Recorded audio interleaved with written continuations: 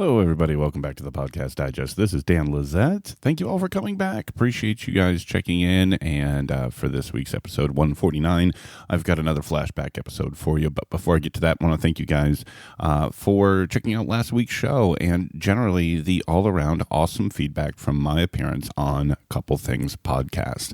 If you want to hear more about my thoughts about what that experience was like, that's last week's show, episode 148, a solo show I called Cincy. But just wanted to say thank you. A lot of kind things being said about it, and really glad all of you guys had a great time listening or watching on Periscope that Friday night. I know I had a great time putting it together, and I'm sure I speak for Ben, Molly, Ray, and Michelle when I say thanks very much for all the awesome feedback. It means a lot. All right, so let's look at this week's show. It is going to be another flashback episode, my fancy name for a replay. It's been as hectic as I have been predicting it would be, but that doesn't mean there is not a great conversation to listen to, especially for your new arrivals. This week's episode is going to be a replay from over a year ago. Back in May of 2016, I spoke with Bill Barol from Home, Stories from LA. A great little podcast at the time when I spoke with him. He was very much independent production, but since then has been picked up by the Boing Boing Podcast Network and has received tons of great reviews. And he's recently announced that he's coming back for Season 5 this week, I believe Wednesday, July 5th. So depending on when you're listening to this, you may be able to catch the new episodes of Season 5 of Home hitting your podcast feed right now. But even if this is your first time hearing about Home, either you should pick it up right now at Season 5, or trust me, it's great listening. You could go all the way back to Season 1 and enjoy a lot of the great episodes, a lot of the great stories that Bill has told. It's a wonderful, wonderful podcast. Bill does an amazing job. He's had some of the production challenges, if you will, that I've been speaking about a lot lately in terms of putting out new content, but he is back now, and I am so excited. After a brief hiatus there, Bill Barol is back with more episodes in Season 5 of Home. So I thought it appropriate to go back and listen to where we were a little over a year ago. So May of 2016, this conversation was recorded and released. If you enjoy it, please tell a friend, not only about Home, also about the Podcast Digest, where you can hear a lot of these great conversations, and there will be more to come, folks. So without further ado, let's get to this week's episode, my flashback of my conversation from Bill Barol from Home, Stories from LA, from May 2016.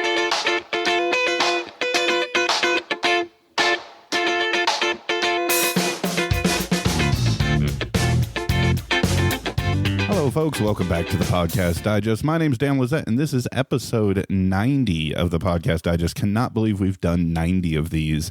But before we jump into this week's show, I wanted to take just a moment and mention again, many of you who've been listening, especially for the last couple of months, know that I am now on Patreon, and it is a great way to sort of help out the Podcast Digest, and via this means I may be able to someday realize some pretty big plans I have to sort of expand the scope of the show, maybe even the frequency of episodes. So if you've not had a chance yet to check out the link, there's a link in the show notes for Patreon. For as little as $1 a month, you can help make that reality happen. In addition, I have a brand new Patreon supporter I'd like to thank. He's a previous guest, a new addition to the Libsyn team. If you listen to the feed from Libsyn, you have probably heard. And he is an all-around awesome guy. Dave Jackson has come aboard as a Patreon supporter. Dave has a few different shows, but if you're a new podcaster or considering starting one, I'd like to point you in the direction of his excellent School of Podcasting. I know I've learned loads of tips from Dave and his show, and it's definitely one worth checking out if you are a podcast aficionado or a budding one. So thank you, Dave. I greatly appreciate your support, and I will have links to School of Podcasting and Dave in the show notes as well. So on to this week's show, folks. Not too long ago, a new podcast came across my radar, and upon listening to the first episode or two, I knew it was a keeper. The name of that show was Home, Stories from LA, and since that time, the show has grown big time, and it's taken its well-deserved place on my must-play list. The host's name is Bill Barol. Bill, I hope I'm saying that right, and he's my guest on this week's Podcast Digest. Bill, welcome. Thank you, Dan. I appreciate it, and yes, right out of the box, you pronounced my name correctly, which is a big plus. So thank you for that. You did a previous interview I heard with someone, I think, and I heard them pronounce it that way for the first time and realized I think I was doing this wrong. Don't worry about it. Most people do. It usually takes people about half a year of pronouncing my name to get it right. So you're ahead of the curve. I think I was doing Barol for a while, but Barol is correct. It is technically correct, yes.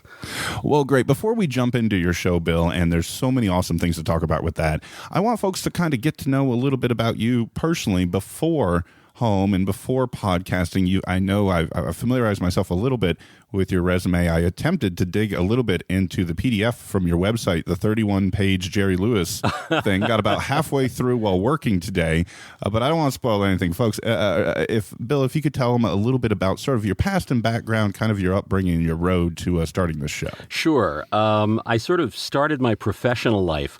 I came out of college. I went to work for Newsweek in the early 80s in New York, and I started there as the first reporter on a publication that doesn't exist anymore called Newsweek on Campus, which was a supplement that was sent to Newsweek college subscribers. And from there, I managed to sort of weasel my way over to the official, to the mothership, to working for Newsweek itself. And I was there for about 8 years. And I kind of bounced all over the back of the book. And the story you're talking about is actually the one that most people remember from that time, if they remember anything I did at all. And it was a story from 1987 called I Stayed Up with Jerry. And I had the idea to fly to Las Vegas from New York, where I was living at the time, and sit in the audience for the entire 21 and a half hours of the Jerry Lewis Labor Day telethon and write a kind of sleep-deprived real-time diary of the thing. And this was long before people were live blogging things. And I checked out I think it was a TRS-80, one of those old clunky square laptops. And I arranged to go, and I sat there for 21 and a half hours, and I came back and I dropped the enormous first draft of the story, the printout, on my editor's desk, a woman named Dominique Browning. And she sort of looked at it. It was about 4 inches thick. And she looked at it, and she looked at me, and she looked at the printout, and she looked at me, and she said, okay, I see, I get it. I see what you're doing here. You want me to kill this so you can sell it to Rolling Stone. And I said, no, not, if you wanted to, but she didn't. Fortunately, she was able to figure out a way to get it down to, I think it was 3 or 4 pages in the magazine. And it ended up running in Newsweek, along with, a bunch of other stories that I did at the time, cover stories on David Letterman and Bruce Springsteen and a bunch of other things. And I left there in the early 90s because I got a chance to come out here to Los Angeles, which was not a place that I had ever particularly given any thought to living, to do a job that I had never particularly given any thought to doing, which is, out of the blue, somebody offered me a job writing on a sitcom. And I was too naive at the time to know that this was the sort of opportunity that just doesn't tend to come along for most people. And I thought, oh yeah, I'll try that. And I came out here. I took a leave of absence from Newsweek, and I came out here and tried it for, I think it was 6 months. It was a series called Anything But Love. It was a sitcom on ABC with Richard Lewis and Jamie Lee Curtis. And I liked the work, and I liked the people. You sit in a room with a bunch of really smart, funny people, and you laugh a lot. And I came back to New York and sort of figured out whether I wanted to kind of roll the dice on TV, and decided to do that. And so I came back out here in 1990 and worked in TV for almost 10 years before TV and I had a parting of the ways, at which time I felt very lucky to have something to go back to, which was journalism. And I freelanced for, the better part of another decade or so. I wrote for Time and Fast Company and some other magazines, mostly business magazines, and started doing some writing online during that time. Fell into writing for Boing Boing and some other places. Published a couple of books along the way, and sort of went along that path until about a year ago when I got this harebrained idea to try a podcast, and that kind of brings us up to the present. And Boing Boing is going to come up again in just a little while as well. But I want to go back and kind of touch on, I imagine you have had a career and experiences ripe with amazing stories, whether it be from days of a journalist or writing with TV or what have you. Going back to sort of the Newsweek days, we touched a little bit on Jerry Lewis. Was there any other stories that either you were particularly proud of or kind of you look back and say that was an absolutely crazy project process? Any ones that kind of stick out in your mind? I think one of the best interviews that I ever did was with Penn and Teller, the magicians. And it was when they were just starting to get well known, and they were doing a little two-person show at the West Side Arts Theater in New York. And we got wind of it, and they sent me over to take a look at it. And I was just, I'd never seen anything like it, you know. Nobody really knew who Penn and Teller were at the time. They were just kind of in the process of getting started. And so, you know, to see those guys and see what they did and what they were able to do in a kind of theatrical setting just was sort of mind-blowing. And I went to interview them the next day, and we went to a place in the theater district in New York. And we did the interview, and it was... I think not just in retrospect, but I think I remember thinking at the time that it was one of the best interviews I'd ever done. It was just one of those days when everybody around the table was sort of touched with magic. I was on my game, and they were fabulous. And I got back to the office, and I took my cassette recorder out of my bag, and there was nothing on the tape. Oh, no. It was the writer's nightmare. Right? Oh, no. And writer, podcaster, all of our nightmares. Absolutely. Yeah. And that was the day I learned one of the essential lessons about reporting, which is always put fresh batteries in your recorder before you do an interview. It sounds so simple, but it's such a basic lesson, and boy, howdy, did I learn it that day. So I called the publicist, and I fell on my sword, and I groveled, and they were very nice to come back and do the whole interview again the next day. And it was not as good as the one that got away, because of course not, but yeah. You know, but I was able to reconstruct the story. So there were, you know, I was writing in the back of the book, and I was covering a lot of pop music and entertainment. It was an interesting time. It was an interesting beat because that stuff was a little under the radar at Newsweek at that time. And so I was kind of able to carve out my own beat and sell them a lot of oddball stories. It was also a time in news magazines, and Newsweek kind of led the way in this a little bit of where writers, particularly in the back of the book sections, were able to write with a little more identity and a little more snap and a little more humor. And so I was able to get away with some things that were fairly unconventional for a news magazine at the time. And the Jerry Lewis story is probably the best example of that. And as I say, you know, I still meet people now who remember that story, and so that's very gratifying.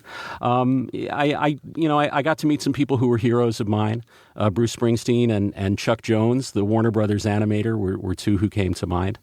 So it was a good time. It was it was a time when news magazines kind of bestrode the earth like colossuses or colossi. It was a good time to be in the news business, and I enjoyed every minute of it. I'm sure you've asked yourself this question a lot. You when you tell the story about kind of how you transitioned to television writing, it seemed to be sort of out of the blue. But looking back, do you think that there was something in your writing style, maybe at Newsweek in the entertainment section, that somebody in television said, you know what, he might be great for this sitcom? Do you have any idea kind of how that ever happened? Yeah, and it's a lot more prosaic than that, and a lot less flattering to me.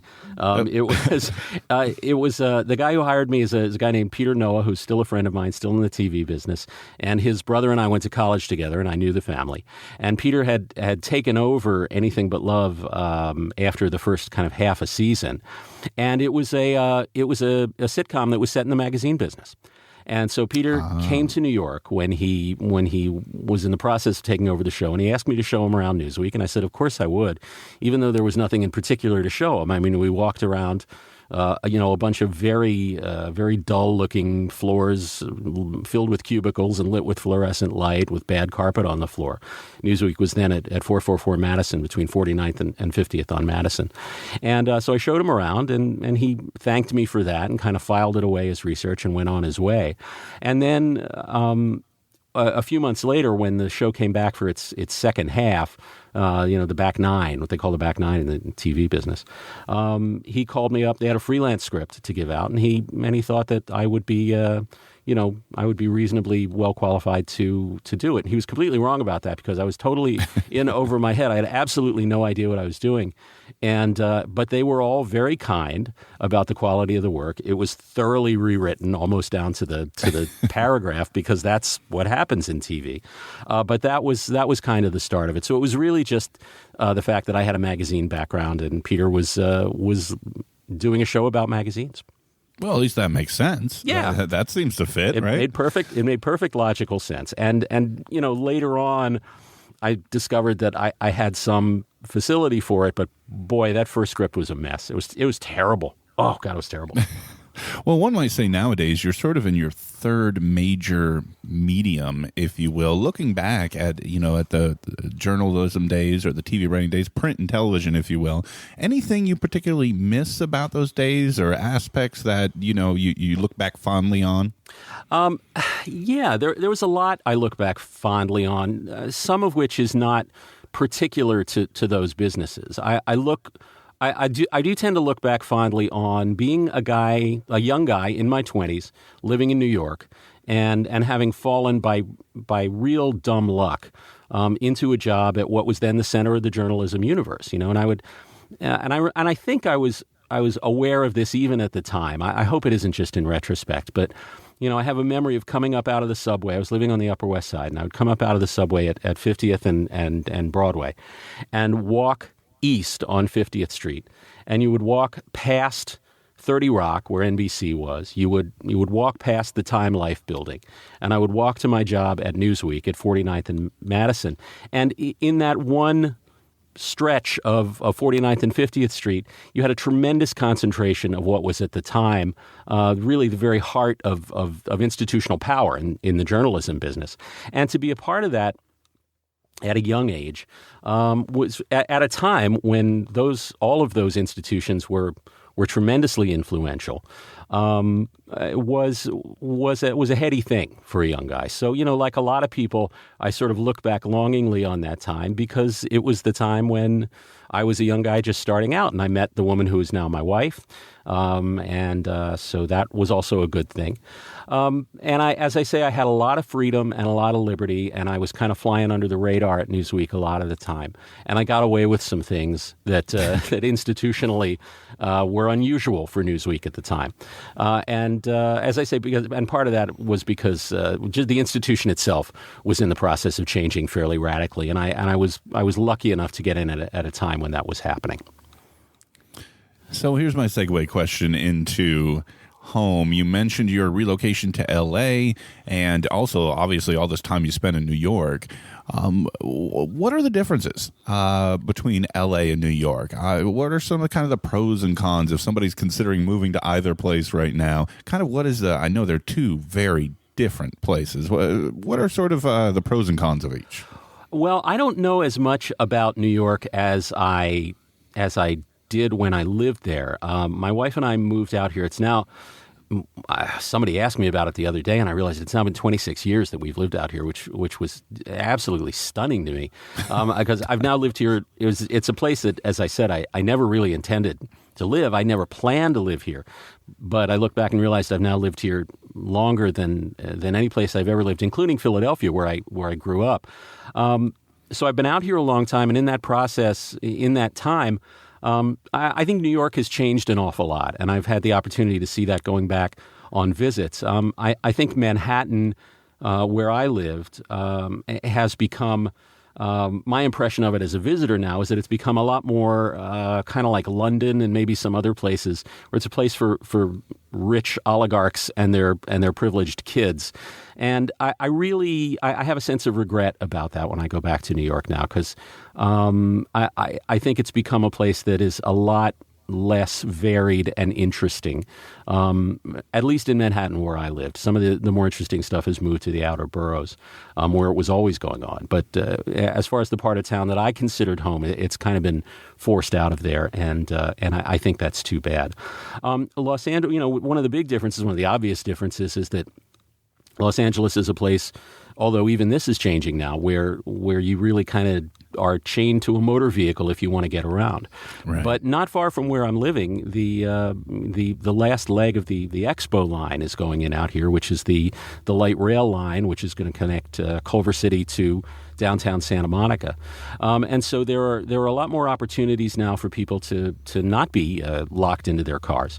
But I've been here long enough now to have seen Santa Monica, where I live, kind of get overdeveloped and over trafficked. The character of the town is changing.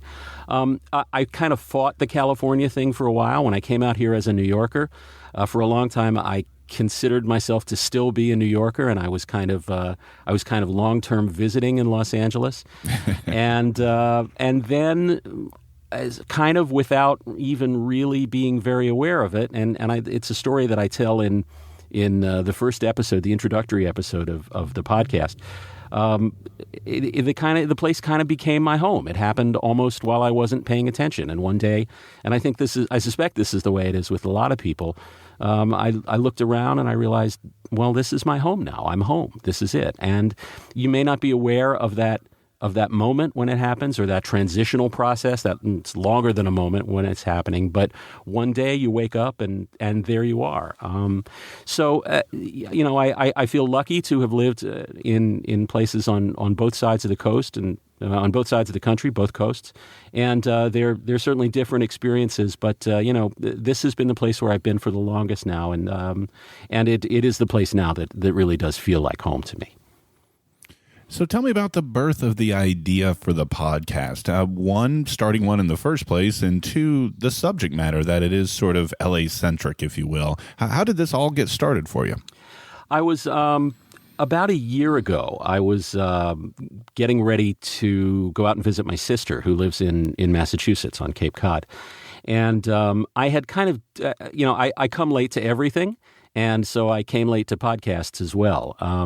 I had kind of dipped a toe into the podcast world a couple of years before. I'd listened to Marin and some of the other big ones, and then gotten distracted by something shiny and I never went back to it. And about a year ago, this was in the spring, I guess, or the late spring, early summer, was a time when the podcast thing was really starting to bubble.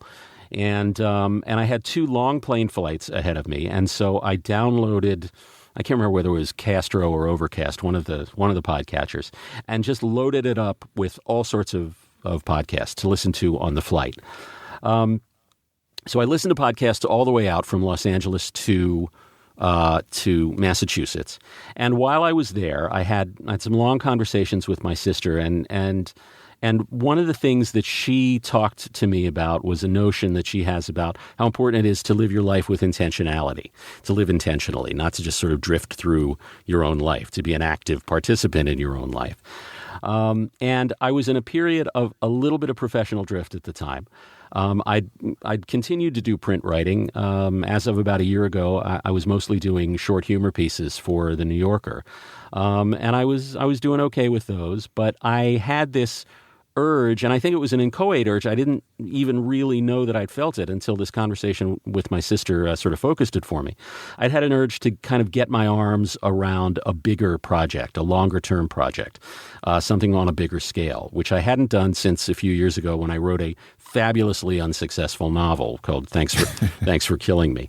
And I wanted to do something that had some size and some scale again, but I didn't really have a clue about what that was. So I listened to a bunch more podcasts on the plane flight back, and I got off the plane at LAX, and I kind of had a light bulb moment. I thought, everybody else seems to be doing a podcast. This medium feels perfect to me in many ways, and I was enormously inspired, I have to say, by some of the stuff that I had listened to on both of those plane flights out and back, and in particular some of the narrative podcasts, the storytelling podcasts. I listened to a ton of podcasts, of episodes of a podcast that's almost immediately became my favorite podcast and still is to this day, which is Nate DiMeo's The Memory Palace. Oh, yes. Which is just an absolutely magnificent piece of work in every respect. And when people ask me now, what's a podcast I should listen to, I always tell them that they should start with The Memory Palace, and I even give them the episode that nailed me, which is an episode called Shadowboxing, about John L. Sullivan, the boxer, and that was a driveway moment for me, although I was on a plane at the time. And so I came back from that trip, and I thought I should be doing this, or at least I should give it a try. I didn't particularly have any confidence at the time that I could do it well, but I thought I had as I thought about it, I figured there were probably three technical challenges that I had to figure out ways to surmount. The first one was to learn what the right, it was really technical, is learn what the right gear is. And that, for somebody like me, that was fun because I got to do a bunch of research into audio gear, and I got to order stuff and order stuff from Amazon and try it out and send stuff back to Amazon. The truck would pull up, the truck would leave. I was buying stuff, I was sending stuff back. I built a vocal closet where I am now, in a little closet off my office. A beautiful little vocal space with drapes and acoustic baffling. And then, just parenthetically, I found out sometime later that Nate DeMeo literally tracks under a blanket in his garage. Yeah. Which I'd be surprised how many I've heard actually do that. Yeah, including Nate. And when I heard that, I thought, oh, okay, I see. So it's not about the vocal closet. That's not what makes her a good podcast. So that was stage one, was sort of figuring out the technical aspects. Stage two, I thought, was learning the tools. And I fooled around like everybody does with GarageBand and Audacity. And I eventually landed on Logic Pro, which is kind of what works for me, although it's a vastly more sophisticated program than I know how to use, and I'm sure I'm not tapping a tenth of its potential. But finally, the third thing, and the thing I thought I wouldn't have to learn or acquire, is for the kind of podcast that I wanted to do, which is a reported narrative podcast, a storytelling podcast involving new original recording, that I had a little bit of a leg up there, or at least some experience in the technical practice of reporting, because I'd already been doing it for a long time. And I thought that was something that I was not going to have to teach myself. And so that would sort of help me jump the process along a little bit. And when I kind of broke it down into those three stages, I thought, well, this is something that I feel like I could at least try.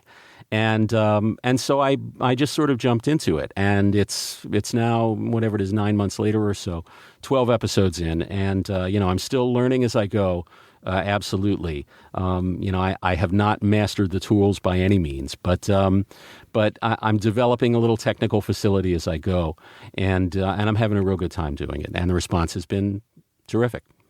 Oh, you mentioned Nate DeMeo, and just a quick aside here, we'll get back on track, but have you heard the recent news with him, some of the things that have been coming out with his progress, if you will? I'm not sure I know what you're talking about. Let's see here. He started to work on something with the Met, the art museum. Oh, He's yeah. Co-producing shows with them on some of the things in the museum. And then I heard just the other day he got brought on by MTV. He's going to help MTV launch their first 5 podcasts. Get out of here. Well, good for him. That's great. Yeah. That's great. I did know about the thing with the Metropolitan Museum. He did a sort of a podcast installation, if you will, an audio piece specific to a gallery in the Metropolitan Museum, which is a great idea. But I'd not heard about the thing with MTV, and that's terrific. Good for him. Yeah, from Deadline on April 20th, there's an article that, they're launching 5 shows, and I believe Nate is involved in one of them. I'm not even sure exactly which one, but new director of Daily Video, Rachel Zarel, and podcast producers Mukta Mohan, Michael Quintano, Jane Marie, and Nate DeMeo. That's so great. He's now working with MTV. Congratulations, Nate. That's great. Can you believe that? And what's funny is he's one of the ones I've been kind of trying to reach out to bring in to talk to here. And now that he's doing all this stuff, he's not gonna have the time to join me, I'm sure. Well, I hope he does. But he's been that show is inspirational to me in a lot of ways.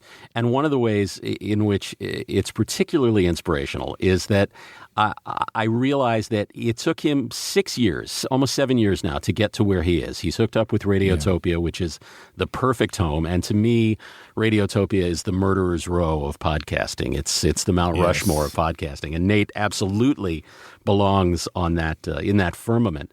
But he didn't get there overnight, and I'm an impatient person. So every time I think, well, God, I'm 2 seasons in, I'm 12 episodes in, and I'm not on Radiotopia yet. I just calm down, simmer down. Nate DeMeo is the best there ever was, and it took him 6 years. So it's a good lesson. He is excellent. I'm a huge fan of Radiotopia. I've worked through, I think, 2/3 of their roster at this point has joined me at one time or another. So I completely echo your sentiments about Radiotopia for sure. So let's get back to home. So you produce. your first episode, what was that process like as you're trying some of those new elements, the technical side of things? How did you even select the topic for the first episode, and what was putting that first try together? The short answer is I stole the idea from my wife. I mean, that's the truth of it. I knew that I wanted to do a narrative podcast. I knew that I wanted it to involve original reporting. I knew that I wanted it to be immaculately composed and produced to the best of my limited abilities, and that I wanted it to be serious but not sober. And there were elements I knew that I wanted to try to figure out how to include, including interviews and found sound and archival sound and music. So I had a general sense of what I wanted it to sound like. All I still needed was an idea. And Jennifer and I talked about a bunch of ideas, and she was the one who came up with this notion of doing something about home. And she reminded me about a conversation we'd had sometime previously where we were sort of marveling on this strange fact that Los Angeles had become our home. And how did that happen? What was that process like? And the idea sort of resonated with me right away because I had a sense, and I don't think I would have been able to verbalize it before Jennifer had pitched this idea about doing something about home, that what I was looking for was a kind of broad narrative framework inside which I could tell a whole bunch of different kinds of stories. And the notion of home, broadly defined, is that framework or umbrella for me.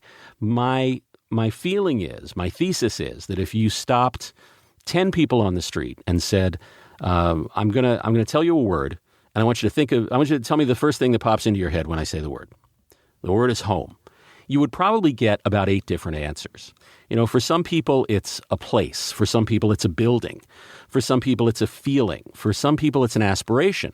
For some people, it's something that you're running toward, trying to achieve. For other people, it's maybe something that you're running away from. And so I thought that there were all sorts of stories that it was possible to tell under this broad narrative umbrella of a broad definition of home, and that kind of fit the bill for the sort of storytelling that I wanted to tell. And so I reached out to friends, and I started telling them as much as I knew about the idea at the time, which was not very much, and kind of collecting stories, collecting strings, saying, tell me about your home. Tell me about the place where you live. Tell me about your house. Tell me about your neighborhood. When did it become home for you? The place that you moved from to get there. When did that stop being home? And I didn't exactly know what it was I was looking for. I was just trying to gather as much information as I could. And I was having lunch with a friend of mine named Mark Perry, and he had told me previously that there was some intriguing history in his house. And I knew that I didn't want this to be a podcast about houses, and I think that's a misconception about it among some people that I've met. It's a home design show or something like that, and It's probably my fault for including the word home in the title. But that I wanted it to be I wanted it to be about home conceptually rather than buildings. But with Mark, I had a dim recollection that he had told me something, a story about his house. He lives in Los Feliz here in Los Angeles, up by Griffith Park, and he told me a few things about it. And I said, no, that's not it. That's not it. And he said, well, maybe who you really ought to be talking to is my husband, who's also named Mark, because his house has a story. And so I stumbled into this story that became the first real episode of Home after the introductory episode. And it was the story of a guy named Herman Stein, who was a staff composer at Universal International Pictures in the 1950s into the early 60s. And he composed the music for many of the great horror and monster and space movies that they were making at Universal International at that time. He was sort of the great unknown figure in staff composers. And he was an interesting guy, and he had an interesting life in what we now think of as the golden age of Hollywood, and a kind of sadly interesting life in the period after, and died in the house that my friend Mark now owns. And Mark has made it his mission in living in this house to keep alive the memory of Herman Stein. And I thought, that's the kind of story I want to tell. It is about a house, yes, but more broadly, it's about a home. And so I interviewed Mark. I interviewed both Marks, Mark, and I interviewed the woman who lives down the street from them and across the street from the Hermanstein house, who struck up a relationship with Hermanstein while he was still alive. And I got very lucky stumbling onto a guy named David Schechter, who was Hermanstein's friend and musical executor and kind of his right hand for the last years of his life, who gave me a lot of great insight into this very unusual and very touching story about the way this guy lived out his life in that house on that hill in Los Feliz. And the story just kind of fell together. I find with a lot of these stories, when I go to sit down and interview people, and it's always been true, whether it's interviewing for print or for the podcast, and they say, well, what's this story going to be about, or what's this episode going to be about? The most honest answer I can give them at that stage is, I don't really know yet, because you find the story in the reporting. You may have a general idea of what the area is that you want to go over, the ground you want to cover, but you never really know what the story is until you talk to the people. And so talking to these people, I kind of settled on a shape for the story. And I was lucky in that there were certain compositional elements that were sort of obvious. They were no-brainers. Well, there's music. The guy was a composer. And David Schechter now controls the rights to Hermanstein's music. And so very generously, he provided me almost carte blanche to use a lot of the music that he had under his control. And so I was able to kind of integrate that into the story. And I kind of felt my way along as far as the other elements were. And the thing where I really got lucky was I was starting to feel as I reported this story that I really wished there was some way that I could have Hermanstein's voice in the story, but he had died in, I think it was 1997. And at one point, without even really thinking, I was talking to David Schechter, and he said, I still have some voicemails of Herman's. He left voice messages for me, and I had this feeling that, he wasn't always going to be around forever. He was an old guy. He was sick by then. And so I took the tapes and I put them in my safe deposit box. And I said, can you still get them? Perfect. And he said, I think so. And so, because just that casual little thing that he happened to remember and happened to mention to me, and with my heart in my throat, I said, do you think you could maybe digitize one or two of them and send them to me as MP3s? That enabled me to end the piece with the voice of the dead subject and kind of bring the story to a really satisfying conclusion. So I sort of stumbled on all of those elements as I went through, and in the process, I think I kind of started the process of developing a template for how I wanted to tell these stories as I went forward. So what was the timeline on this first episode assembly? How long were you in production, if you will? The one thing I did that was intelligent before the first batch of 6 episodes was I took a lot of time before I ever told anybody about it, because I knew, right. I knew that as soon as I was on the record, even with my friends, then I really had to do it. And at that point, I didn't have a whole lot of confidence that I could deliver 1 episode or 6 or 12. And so I kind of kept it to myself for a while, and I started having these lunches and dinners and coffees with people and gathering their stories. And I think once I started to report in earnest, I started probably in July and August of last year. And I really reported very intensively through the summer of last year, including a story in which I went out to the Mojave Desert to do a story about an old Route 66 ghost town called Amboy. And that's what you kids, if you want to start a podcast, be sure to go to the Mojave Desert in August, because that's just good planning. It sounds warm. It sounds a little warm. It was a little warm. Yeah. And so I was able to kind of gather all that reporting together before the first episode was ever released, which I think was in September of last year. So that's kind of become the norm for me now. I've done 2 seasons of 6 episodes, and then I kind of step back for a little while, which is the process I'm in right now as we're talking, and develop stories for the next season, and do some fresh reporting, because the reporting is the most time and effort intensive part of the process. It's funny because for me, it's the part of the process that I kind of have the most experience with and the most familiarity with. And the technical aspects are still really technically demanding for me. But reporting is a whole other thing, because you got to find the right people. You have to identify them. You have to get them to talk to you. And much to my chagrin, I find after all these years that they don't work on my schedule. They work on their schedules. And so if I have a production deadline and I really need to get to somebody in the next week, well, that doesn't necessarily mean they can talk to me in the next week. So you have to leave yourself a long lead time to accommodate to all of that.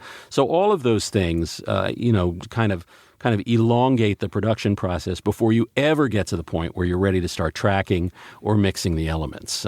So that's kind of how the process started to develop for me.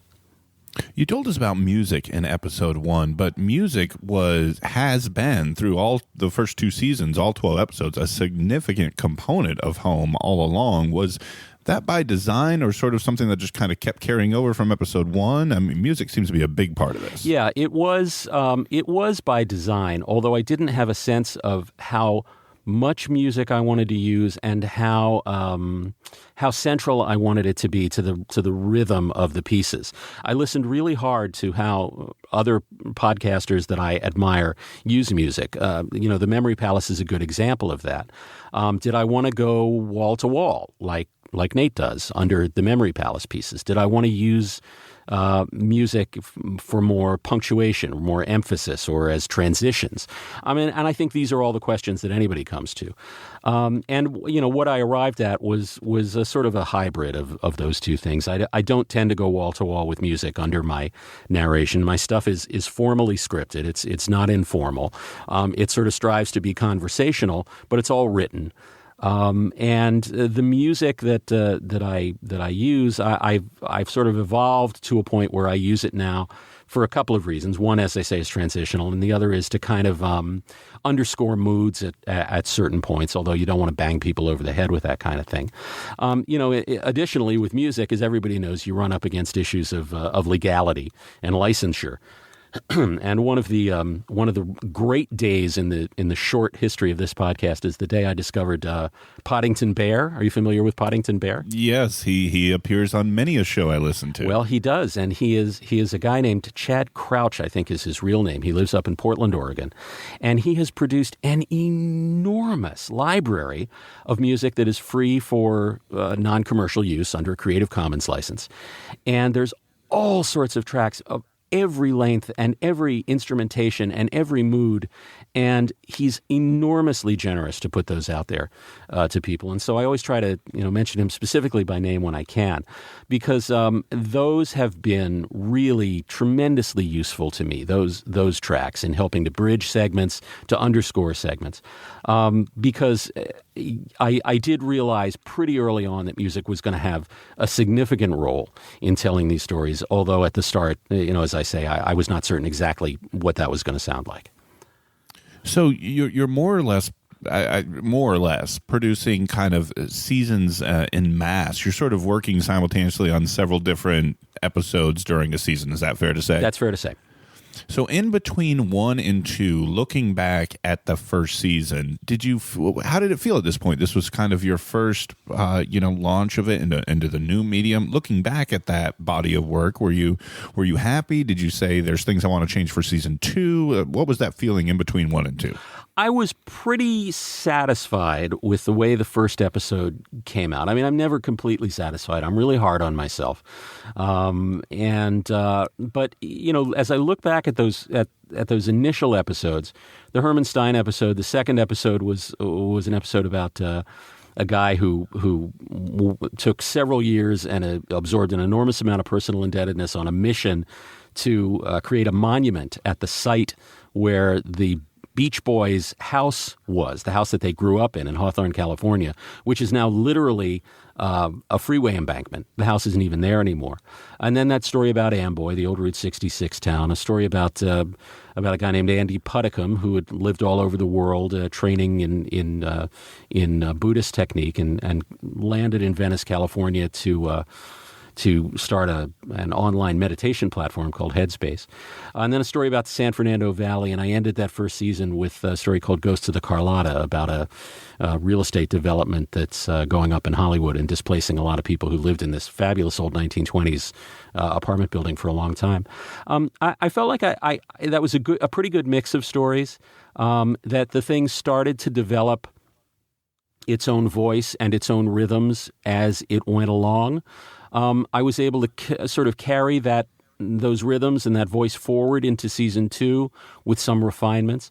As I say, the technical part of it remains a challenge for me because I really don't know what I'm doing, and there are days when Logic Pro will eat my files, and those are always fun days for me and the wife.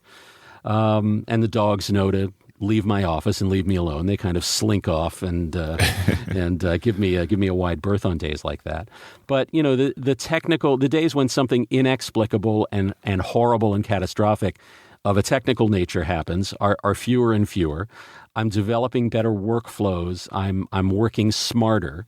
And so, I think I'm getting better at it as I go along. And the surprise for me was that I discovered really as early as that first episode that I had a little bit of facility for telling stories in this way because my technical background is nil.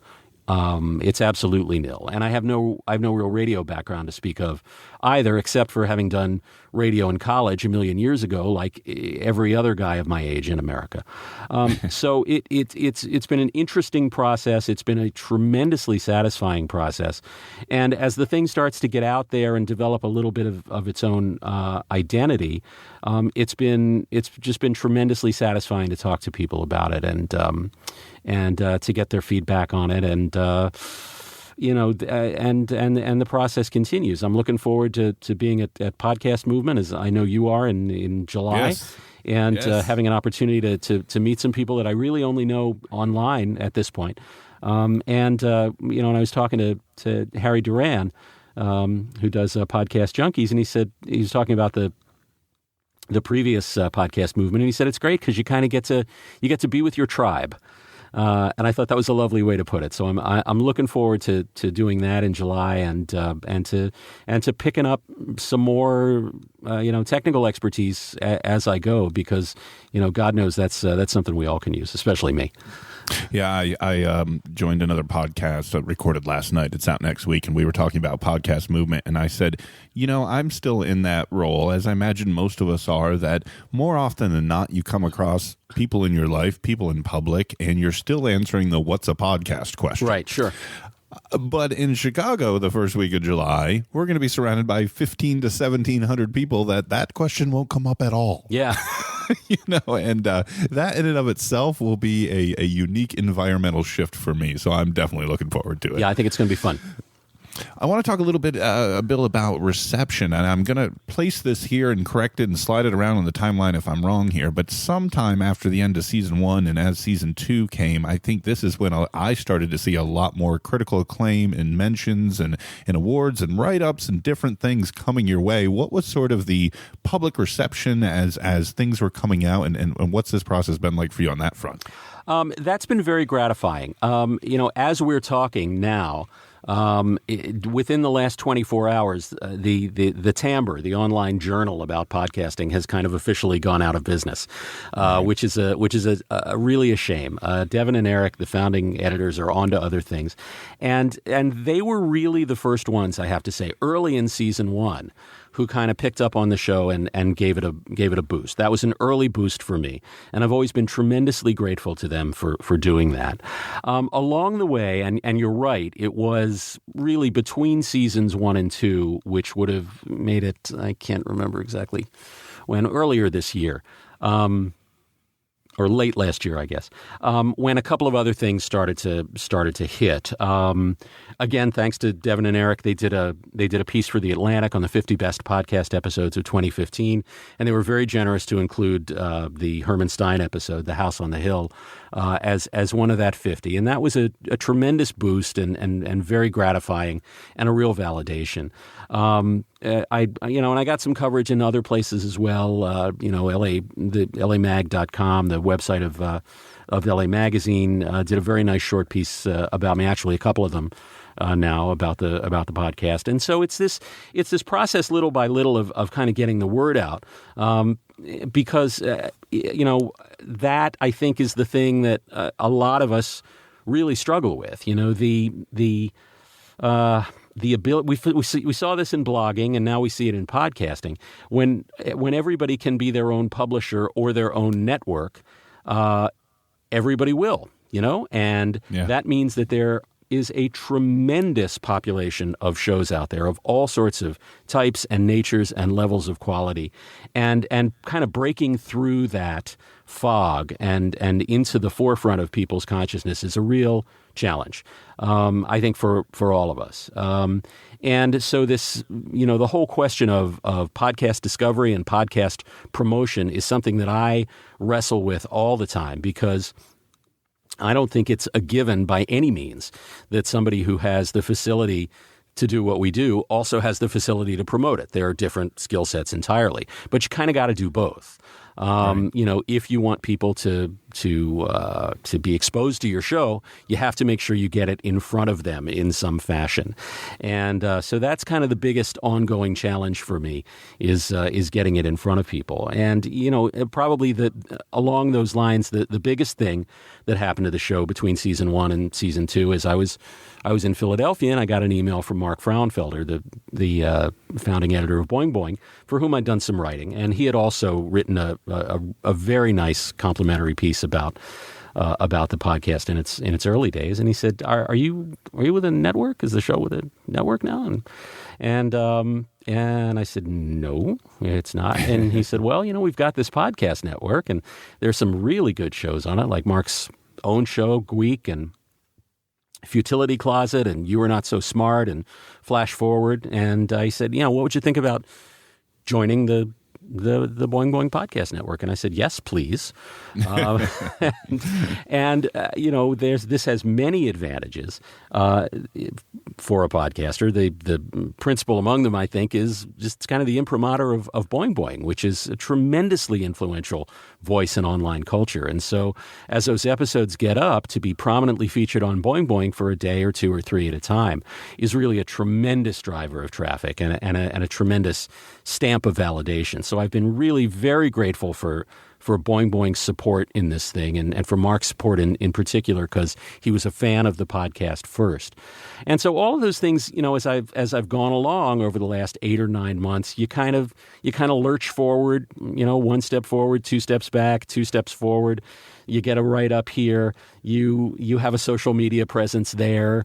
You're on Twitter. You're on Facebook. You're on Instagram, trying to figure out how to make that pay in an audio. I wonder if that'll be a podcast movement session. How to make Instagram work for a podcast? Because I'm still struggling with it. I would pay you cash money to do that episode, because honestly, I'm still trying to figure out how to make that one work. But it's a process. It's an evolution, and the thing you want the thing to find its people, and the challenge is always, for me going forward, how to get it in front of the people who will respond to it. And that's the other job besides producing the podcast, is getting it to the people who will respond to it and who will appreciate it. Yeah, you mentioned you're joining Boing Boing, and I remember when that news came out, I was like, "Oh, that's so cool!" You Are Not So Smart. I went through probably about a 6-month obsession with that show. Oh, it's a great show. Yeah, I got hooked on that and couldn't stop. It was right when I was starting out, I think, and eventually, like too many things, I've had to sort of move on with my subscription list, because it's just a never-ending, subscribe and unsubscribe, subscribe and unsubscribe. Yeah.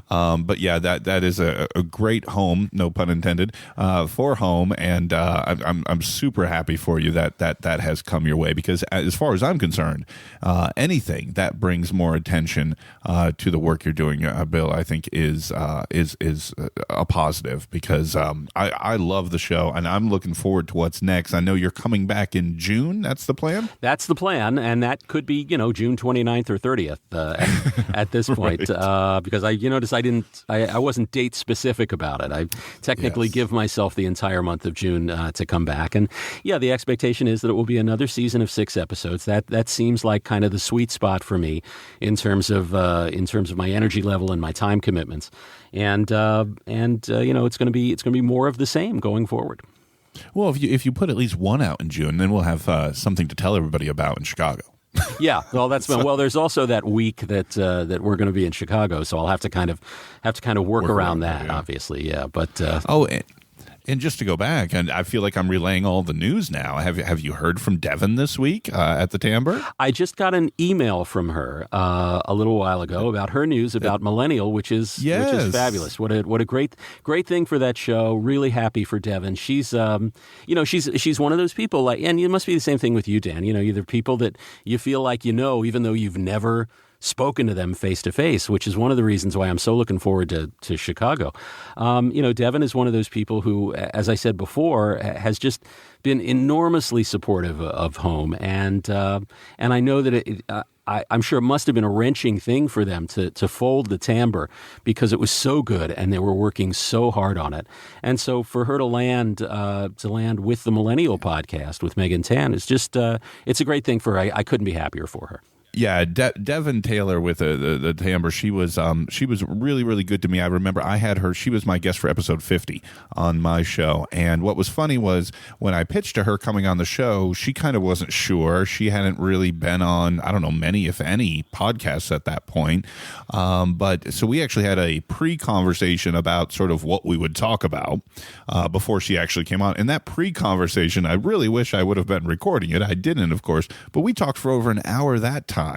And then when we actually hopped on, I think at the time of episode 50, that was my longest episode yet, because she is just a great person to talk to, loves this whole industry and medium, and I like you, love what they were doing at the Timbre, and I'm just so happy she's kind of going to be working with Megan and Millennial, and I think that's a great fit. So I echo all your sentiments there, Bill. Yeah, and I'm she and Eric were very supportive to me early on, and one of the things that Devin told me, and I've absolutely found it to be true, is she said, people in this podcasting space, she said, you're going to find are very generous, they're very kind, and they're very supportive.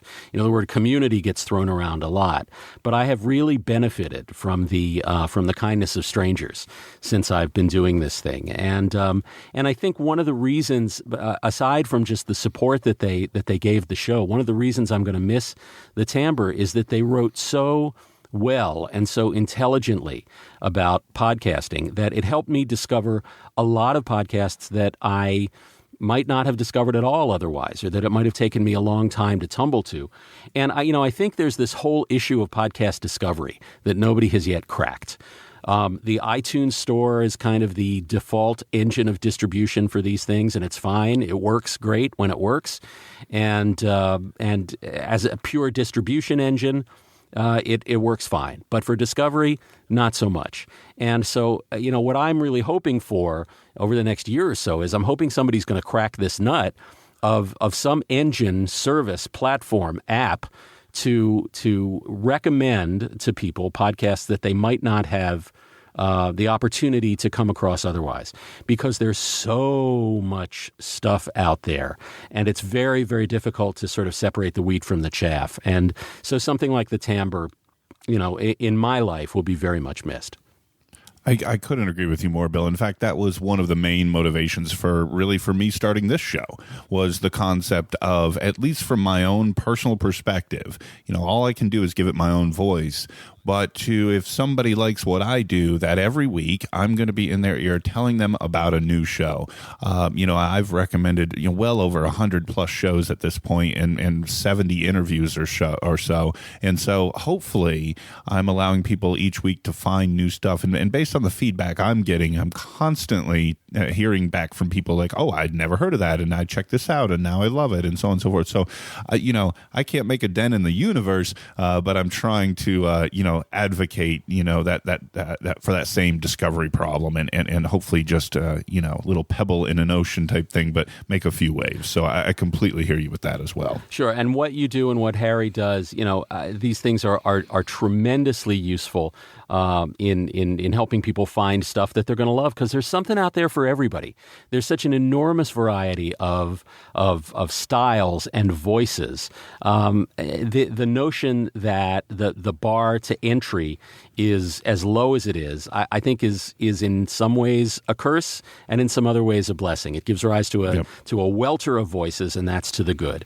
The question is, how do you find the stuff that you're going to respond to and that's of a relatively high level of quality? So shows like yours, journals like the Timbre, the killer app that somebody hasn't coded yet that is always just around the corner that I can't wait for. All of those things are really enormously important in helping people kind of sort through the field. I completely agree. And hopefully there will be that app, there will be that service, there will be, and I know there's a lot of people giving it a shot, right? I mean, NPR's got a sort of a recommendation-based website. I know Product Hunt is out there. They're trying, and Google Play's now online, and I know that they are. Through Google Play Music, there's a way that based on your listening habits, they will be throwing up new shows, automatically afterwards. And so there are a lot of people trying to crack that nut. I don't think the one true answer is there yet, but, people are definitely working on it. And hopefully we will all be in receipt of something better than what we have today in the near future. I can't wait for that day. Amen for that. That's for sure. Well, Bill, I really appreciate you coming on and taking the time and telling us a little bit about your past and home and what it's been like putting this show together. If folks are interested in checking this out, take just a minute, tell them where they can find everything. The show is on the iTunes Store, and it's now at Google Play, and its home is at the website homestoriesla.net. And those links will all be in the show notes as well, folks. I could not put a stronger recommendation behind Bill's work with Home. I love it. It's only got one bad thing about it, guys, and that is that there's only 12 episodes out there so far. So very easy to catch up, and wait with us till sometime before June 30th for season 3 to come, because I know I'm waiting, that's for sure. Bill, thanks again for taking the time. Dan, thank you so much for having me. I really enjoyed it. And folks, that'll do it for episode 90 of the Podcast Digest. Come back again next week, episode 91, another great interview. I said on Twitter today, folks, I've got 3 interviews and all lined up in the next week or so. Some good stuff is coming. So if you haven't yet done so, subscribe, rate and review on iTunes, tell a friend, all that fun stuff. Until next time, folks, my name's Dan Lizette from the Podcast Digest. Thank you for listening to the Podcast Digest. You can follow the show on Twitter at Pod Digest. Like the show on Facebook at facebook.com/The Podcast Digest. Email the show feedback at thepodcastdigest@gmail.com. And you can find all the previous episodes and exclusive blog entries at the show's website, thepodcastdigest.info.